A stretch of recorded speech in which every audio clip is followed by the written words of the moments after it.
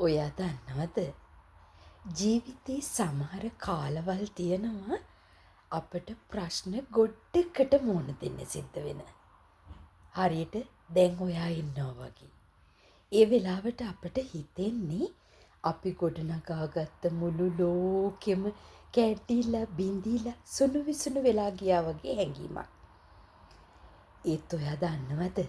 ජපානි ශිල්පී මැටි බඳුනක් බිඳුනහම ඒක විසි කරන්නේ නෑ. ඒගොල්ලෝ දිය කරපු රත්තරන් වලින් ඒ බිඳුණු ඉරි තැලුණු තැන් ආපහු පාස්සනවා.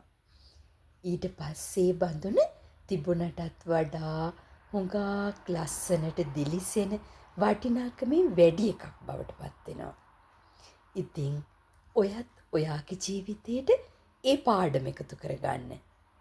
ඔයා අඬපු රෑවල් ගණන, ඔයා පැරදිච්ච වාර ගණන මේ දේවල් ගැන හිත හිත දුක් වෙන එක නතර කරන්න.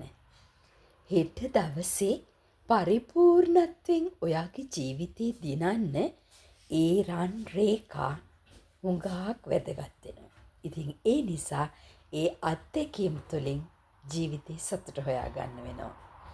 එහෙනම් සතුටින් ඉන්න. මං ගිහින් එන්නම්. මම මංජ.